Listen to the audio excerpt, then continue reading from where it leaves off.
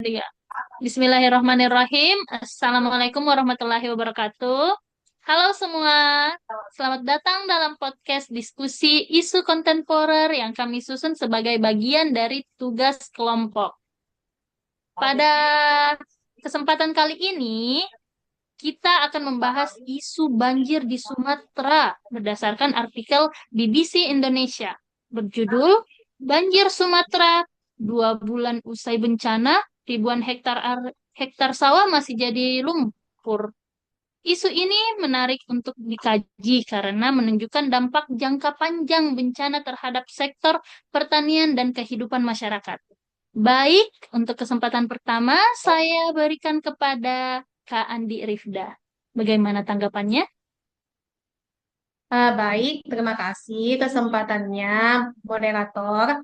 Jadi, untuk berdasarkan laporan BBC Indonesia, banjir besar yang melanda sejumlah wilayah di Sumatera menyebabkan kerusakan yang cukup serius pada lahan pertanian. Meskipun banjir telah surut, 2 bulan kemudian ribuan hektar sawah masih tertutup lumpur tebal dan belum dapat diolah kembali. Hal ini membuat petani gagal tanam dan kehilangan sumber pendapatan utamanya. Kondisi tersebut menunjukkan bahwa dampak bencana tidak berhenti pada saat kejadian itu saja, tetapi berlanjut dalam jangka waktu yang panjang.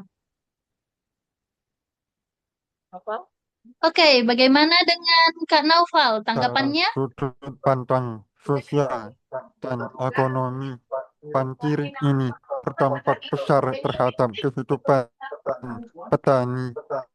Petani yang bergantung pada musim tanam mengalami kerugian karena tidak dapat mengolah sawahnya. Sejak kehilangan dapatan, mereka juga menghadapi ketidakpastian ekonomi dalam skala yang luas. Rusaknya lahan pertanian berpotensi mengganggu pasokan pangan dan memicu kenaikan harga bahan pokok. Oke, terima kasih Kak Naufal. Sekarang kita dengar pendapat Kak Iis. Kalau kita analisis lebih lanjut, banjir tidak hanya disebabkan oleh faktor alam seperti curah hujan yang tinggi, faktor lingkungan dan kebijakan juga pasti ngaruh, seperti alih fungsi lahan, berkurangnya daerah resapan air, serta sistem irigasi dan drainase yang kurang memadai. Selain itu, proses pemulihan pasca bencana, terutama pembersihan lumpur dan perbaikan lahan pertanian, berjalan lambat sehingga memperpanjang dampak yang dirasakan oleh masyarakat, gitu kan? Terima kasih tanggapannya Kak Nur Islamia. Sekarang kita dengar pendapat dari Kak Brilianita. Kalau kita ngomongin soal banjir di Sumatera, sebenarnya ini bukan cuma soal hujan deras atau sungai meluap. Isunya jauh lebih kompleks karena menyangkut banyak aspek sekaligus mulai dari lingkungan, kondisi ekonomi masyarakat, sampai kebijakan publik yang dibuat oleh pemerintah. Kasus ini nunjukin ke kita betapa pentingnya perencanaan tata ruang yang berkelanjutan. Jadi bukan cuma mikirin pembangunan hari ini, tapi juga dampaknya buat jangka panjang, termasuk juga soal pemulihan pasca bencana yang seharusnya nggak berhenti di bantuan darurat aja, tapi benar-benar memastikan kehidupan masyarakat bisa pulih dan berkelanjutan.